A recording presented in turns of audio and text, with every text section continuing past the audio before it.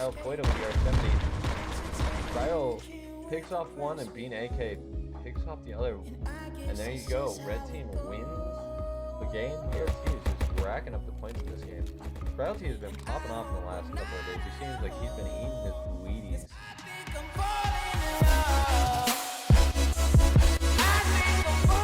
Yo, what is going on, everybody? My name is SpiralT and welcome back to another video. I know I've been gone a little while recently, or I should say in the past year I've been gone from this community, but I'm back and bringing you another how-to video. This time it's going to be how to Beantown. This map is exclusively used in the competitive scene, specifically in the RBBL. If you don't know what that is the Ranked Bean Battles League. If you would like to join me and a bunch of other competitive players in the game, there will be a link down below in the description to the Discord where you can join in, play in our tournaments, climb up the leaderboard, and eventually become one of the top beans in the game. Now I know a lot of people watching know who I am, but a lot of people do not know who I am, as I have also been gone from the community for about a year. My name is SpiralT and I am a competitive player and content creator for the game Bean Battles. And just before we get into this video as well, I want to tell you guys about Spiral's Den. This is a Discord server where you can see all of my YouTube videos. You can get notified every single time I go live. We also have tabs in there for community tips where the community talks about the best rotations, best spawns, best weapons. We also have tons of fun bots, and we also have a spot right for our Twitch subs where Twitch subs get exclusive access to all of my content. A link down below in the description will also be for that. But in today's video for How to Beantown, I want to focus just specifically on the map and how you can play it to its fullest advantage.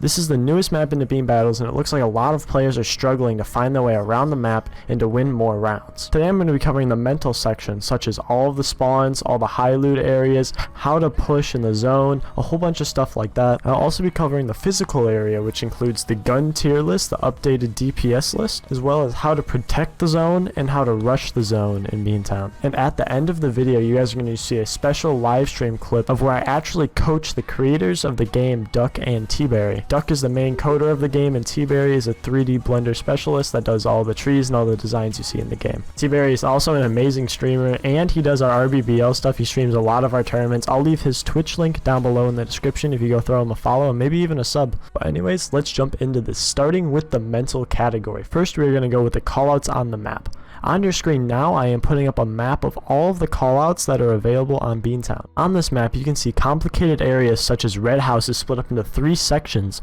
like red heaven, red mid, and red lower. This will help you tremendously when you're playing with friends or any other group members and you're trying to call out where the enemy team is. For example, someone could be red heaven, and if you're sitting there saying red up, or something like that, they're not going to know which part of up you're talking about, as there is a window and there is the roof. We have other less common calls such as golf and split. These ones are just quick callouts that are really easy to say and really help your team focus on that area. Please take time to pause the video now or just read through it super fast as I'm going on and talking to really get an understanding of what these callouts are like. I will also have all of these images in my Discord Spiral's Den. And now on the screen is going to be a new image with all of these marks on it, which you're probably wondering, what are all of these marks? To get started, the red marks are the solo spawns in the game, or at least the most used solo spawns. Some spawns get spawned in way more than others. I mostly marked the most used spawns in the game.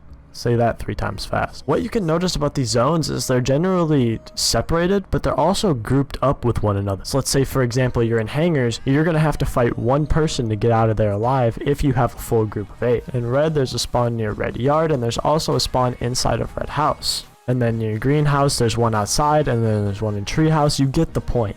Basically, you're going to have to fight 1 or 2 people to get out of the position you're in, unless if you spawn near mid. A great thing about this mid spawn is that you have your options to go. A lot of people don't like this mid spawn, but for me, I love this mid spawn. So for example, if you sit mid for a second while you're looting up near buses, and all of a sudden you see somebody die near greenhouse and you know that other guy's low, push that house with the weapons you have. But this spawn list should get rid of some of the players calling it RNG when they get killed on Beantown.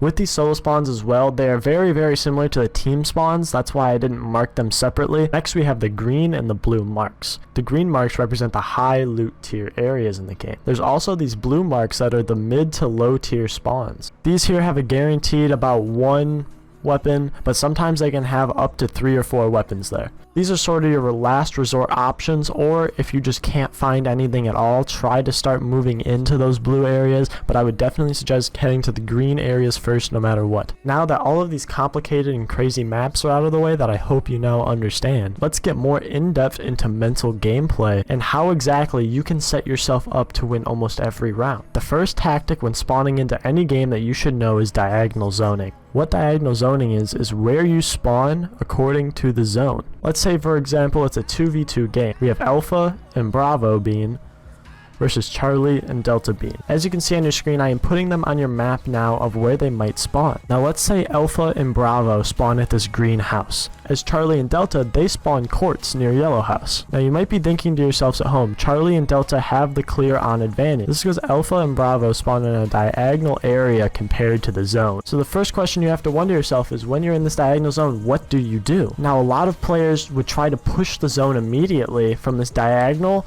or try to wait out the zone but still push in that diagonal area.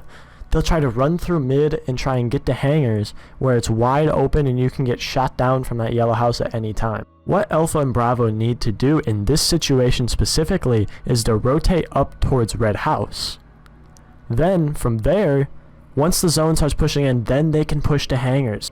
If they push correctly into red house, that makes it a fair and even game between the two teams, especially if no damage gets traded. So never play diagonal zone. You have to run around, you have to take the long route, even if you don't think you're going to get to zone. This brings up my next point about zones.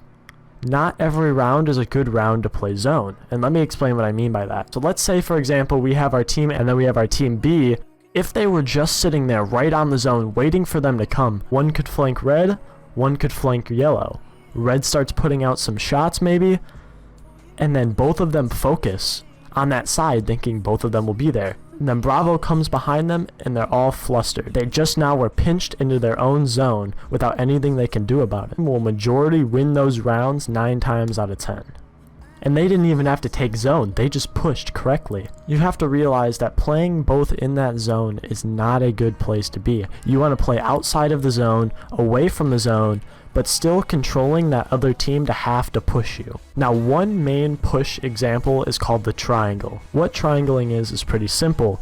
Let's say at the same example we have team A split 1 to yellow and 1 to red. It is true that A team has to push on to B team. If one of them push red and one of them push yellow and they slowly widen out their push, one to the right and one to the left, it creates a triangle. And the wider the bottom of that triangle is, the higher chance that A team has to kill the enemy. It's called triangling, of course, because you can tell it's a triangle shape. This is almost 100% effective when it comes to 2v1 pushing in this triangle situation. The main key is to make sure your teammates don't get picked off. If you are low on health, sit back, let the other player on your team push up, and then slowly push in with them as well. One final thing as teams that is very essential is that yes, you have to play together, you cannot be spread across the map, but you have to play separate as well. If you're playing together in one room together, a simple grenade, a simple TM100 could take you out in seconds. Even a simple triangle could take these players out in a couple seconds.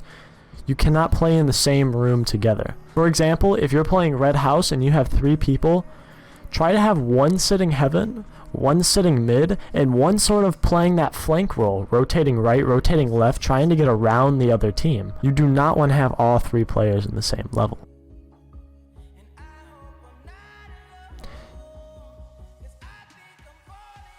Now that we are done with the mental, let's focus more on the physical, and let's start with the weapon tier list. On your screen now you will see the weapon tier list and how much DPS each weapon has. On Beantown, it is really smart that you play close range but still have a weapon that plays a little bit mid to long range. For example, the revolver has the highest DPS in the game. This is almost one of the must-use weapons that is used by almost every pro in the game, because this weapon is not only long range, but it's also a shotgun. Because close range, you do not need to aim in with this thing, it goes exactly where the crosshair is. And with 165 damage per second, this can do more damage than the pump can if all shots hit. The only con to this is that ammo is low, so finding 2 or 3 is your best option. Then from there you can find a mid-range weapon such as an Asvel, and you'll be set to go. So now you're probably wondering, what if I don't find a revolver? Well, the simple tip is to play long and short. If you don't have a revolver, try and find a pump, and then try and find something a tad bit more long range, like the M16 or the Cat. But this is also situational. If you're playing Red House and Yellow House, you obviously want to have more of those long range maps. But if you're playing very close to each other, like let's say Red House and Hangar, at this point you would grab a pump and then you would either grab an Asval or an AK, just because you know nobody is going to be long range. In this, it's all situational. You need to see where your opponents are. For example, camp out, it's always obvious to have a long range rifle, but in Beantown, the team can spawn right near you and there'll be no need. Now I want to talk about how to protect a zone. I mentioned this a little bit earlier in the mental. Like I mentioned before, protecting that zone, you gotta play together but separate, meaning one player really close to the zone and the rest of your teammates playing a little bit around the zone but not necessarily on the zone. You also want to play this for picks. You do not want to overly aggressively push, but you also just don't want to hide on the zone. Peek out whenever you can, take a couple shots at people if they're fighting, try and third beam. I know that's a bad thing that's coming out of my mouth, but try to third beam when you're protecting zone. It really helps out. But now you're probably wondering, if it's so easy to get picks off, how do you rush the zone? Rushing the zone has never been easier with the addition of Beantown. Now with cover everywhere, it's almost easy to take back the zone whenever somebody's protecting it. Your big problem is going to be the people that are outside of the zone. Example for when I was talking about protecting the zone, those flankers. Those are the guys you want to take down first. You do not want to go for the head honcho on zone. Going for this guy will just cause the other team to lapse in on you, and it really will not win you the round. You have to take out those flankers one at a time. Try and 2v1, 3v1 the flankers first, and then get that other team down some players before deciding to jump in and play. If you have the 2v1 advantage or the 3v2 advantage, you're definitely going to have a stronger chance of pushing into the zone. You want to have that advantage though. I would wait for a pick and then move in. TLDR. One last piece of information I want to talk to you about is how important high ground and low ground is in Beantown. In maps like Camp Out, the hill was really good, but it was really easy to get up to that hill and force a fair level gunfight, meaning being higher up on the map really didn't matter as much. But now on Beantown, height is everything, especially with the right-sided third-person peek. You can really see anybody that's below you. Try and take high ground as much as possible. The only time you want to take low ground is what I'll be mentioning in this next step. Playing versus aggression, not playing with aggression. This is a powerful counter to that high ground movement, but it doesn't always work since high grounders can play the same way as you're going to play now. What I mean by playing versus aggression instead of with aggression is baiting the enemy into being aggressive, baiting them into thinking they're going to kill you. If they're on high ground, they may get a bit cocky and drop low. This is instead of trying to fight them, you rotate above them, and now all of a sudden you hold the high ground while they're sitting on the low ground figuring out where you went. On maps like Beantown, it is very easy to get aggressive and start pushing the teams as hard as possible. As this will work sometimes, most of the time, those players are just going to sit back and pick you off one-on-one for rushing them. After a while, they're going to realize that you're only rushing them. You have to play versus their aggression instead of playing with your own aggression. What's up everybody, it's Editing Spiral here, just to let you guys know that this is the part where Duck and T-Berry's clip would have went, but I realized it would have been over a half an hour, so that's going to be their own separate video coming out in the next couple days. And at the time I didn't record an outro because I was going to use their stuff, but this video is going on way too long now, so I need to cut it off here and have Duck's thing for another day.